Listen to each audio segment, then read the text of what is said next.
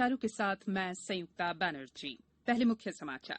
प्रदेश में गैर घरेलू और औद्योगिक उपभोक्ताओं सहित उच्च दाब टैरिफ भुगतानों की वसूली अस्थायी तौर पर स्थगित। राज्य के बाहर से आए श्रमिकों को रोजगार के अवसर उपलब्ध कराने प्रवासी श्रमिक आयोग का गठन। प्रधानमंत्री नरेंद्र मोदी कल सुबह 11 बजे मन की बात में लोगों से करेंगे अपने विचार साझा।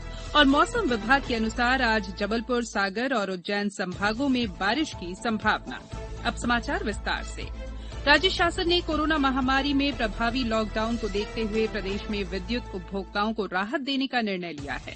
निम्न दाब गैर घरेलू और औद्योगिक उपभोक्ताओं तथा उच्च दाब टैरिफ भुगतानों में स्थायी प्रभार की वसूली अस्थायी रूप से स्थगित कर दी गई है। इस राशि की वसूली अक्टूबर 2020 से मार्च 2021 के विद्युत बिलों के नियमित भुगतान के साथ 6 समान किश्तों में बिना ब्याज के की जाएगी।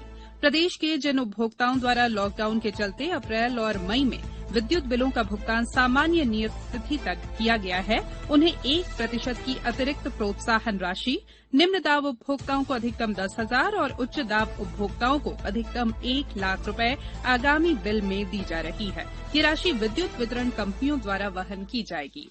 केंद्रीय माध्यमिक शिक्षा बोर्ड सीबीएसई ने बचे हुए विषयों की परीक्षाएं स्थगित करने के बाद अब इन विषयों में अंक देने की प्रक्रिया भी तय कर दी है। बोर्ड की आधिकारिक विज्ञप्ति में बताया गया है कि जिन छात्रों ने 3 से अधिक विषयों में परीक्षाएं दी हैं, उन्हें सर्वोत्तम प्रदर्शन वाले 3 विषयों में प्राप्त अंकों के औसत अंक उन विषयों के लिए दिए जाएंगे जिनकी परीक्षाएं नहीं हुई हैं। जिन छात्रों ने केवल 3 विषयों में ही परीक्षाएं दी हैं, उन्हें सर्वोत्तम प्रदर्शन वाले 2 विषयों के औसत अंक बाकी की परीक्षाओं के लिए दिए जाएंगे। जिन छात्रों ने केवल 1 या 2 विषयों में परीक्षाएं दी हैं, उनका परिणाम परीक्षा वाले विषय तथा आंतरिक, प्रायोगिक और परियोजना परीक्षा में उनके प्रदर्शन के आधार पर घोषित किया जाएगा। इस आधार पर 10वीं और 12वीं कक्षा के परिणाम इस साल 15 जुलाई तक घोषित किए जाएंगे। प्रदेश में कोरोना संक्रमितों की कुल संख्या बढ़कर 12,700 से अधिक हो गई है, जबकि अब तक इस बीमारी के कारण 542 मरीजों की मौत हो चुकी है। मुख्यमंत्री शिवराज सिंह चौहान ने कहा है कि मध्य प्रदेश में परीक्षण और उपचार सुविधाओं में वृद्धि, शारीरिक दूरी का पालन करने और फीवर क्लिनिक चलाने जैसे उपायों से कोरोना वायरस को नियंत्रित करने में सफलता मिली है। भोपाल में कोरोना के 32 नए मामले प्रकाश में आने के बाद इससे संक्रमित व्यक्तियों की संख्या बढ़कर 2,665 हो गई है।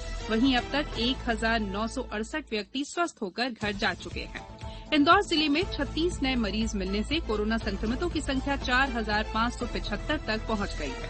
वहीं 4 और मौतों के साथ कोविड-19 संक्रमण से अब तक 215 मरीजों की मृत्यु हो चुकी है। इंदौर जिले में 1 जुलाई से शुरू होने वाले किल कोरोना मिशन के तहत घर घर सर्वेक्षण अभियान की तैयारी की जा रही है।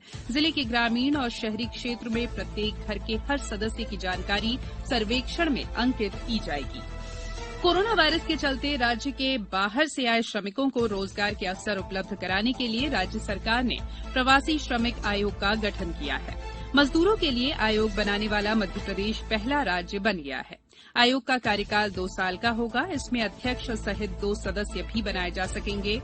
यह आयोग रोजगार सेतु पोर्टल में पंजीकृत 6,30,000 से अधिक श्रमिकों के लिए काम करेगा। ब्रेक के बाद समाचारों में एक बार फिर आपका स्वागत है। प्रधानमंत्री नरेंद्र मोदी आकाशवाणी से कल सुबह 11 बजे मन की बात कार्यक्रम में देश विदेश के लोगों के साथ अपने विचार साझा करेंगे। मासिक रेडियो कार्यक्रम की ये 66वीं कड़ी होगी। ये कार्यक्रम आकाशवाणी और दूरदर्शन के समूचे नेटवर्क और आकाशवाणी समाचार की वेबसाइट www.newsonair.com और news on AIR mobile app पर उपलब्ध रहेगा। ये कार्यक्रम आकाशवाणी, डीडी न्यूज, प्रधानमंत्री कार्यालय तथा सूचना और प्रसारण मंत्रालय के YouTube चैनलों पर भी उपलब्ध रहेगा। अब बात सीहोर जिले के एक ऐसे गांव की जहां ग्रामीणों ने चंदा इकट्ठा कर खुद सड़क बना ली। पेश है एक रिपोर्ट। कहते हैं जहां चाह वहां राह। कुछ ऐसा ही उदाहरण प्रस्तुत किया है सीहोर जिले के धबोटी में रहने वाले गांव के लोगों ने। इस गांव से बाहर जाने वाली सड़क की मांग लंबे समय से की जा रही थी। आश्वासन तो कई बार मिला, लेकिन सड़क नहीं बन पाई। ऐसे में ग्रामीणों ने खुद आगे आकर एक अनूठी पहल की। ग्रामीणों ने गेहूं की फसल की बिक्री के दौरान ग्राम सभा की बैठक कर सभी से इस सड़क के लिए चंदा तय कर एक बड़ी राशि एकत्रित की। गांव के 30 किसानों ने 1,12,000 रुपए एकत्रित कर सड़क निर्माण का काम शुरू किया।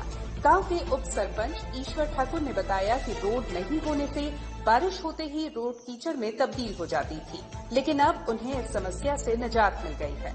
उसमें जो लोग पैसे नहीं दे पाए थे उन लोगों ने मजदूरी करी, किसी ने अपने ट्रैक्टर ट्राली से सहयोग किया। वहीं एक किसान ने बताया कि गांव वालों की मेहनत से अब सभी को सुविधा हो रही है। मैं ग्राम धबोटी का किसान हूँ और मैं गरीब किसान हूँ। मैंने मजदूरी के रूप में इसमें पूरा सहयोग किया। इस 1 किलोमीटर के एरिया में हमारा रोड बन गया, इससे हमें आने जाने में बहुत सुविधा हुई। धबोटी गांव के बाशिंदों ने आत्मनिर्भर भारत की एक ऐसी मिसाल पेश की है जो सभी के लिए अनुकरणीय है। सीहोर से प्रदीप सिंह चौहान के साथ समाचार कक्ष से मैं संयुक्ता बैनर्जी। प्रदेश में सड़क सुरक्षा नवाचार की वार्षिक पुस्तिका का प्रकाशन किया जा रहा है। इसमें वर्ष 2019 में सड़क दुर्घटनाओं में मृत्युओं को रोकने के लिए किए गए कार्य और नवीन प्रयासों की जानकारी का संग्रहण होगा। पुलिस प्रशिक्षण और शोध संस्थान ने इस संबंध में संबंधित नोडल विभागों से किए गए प्रयासों की जानकारी मांगी है।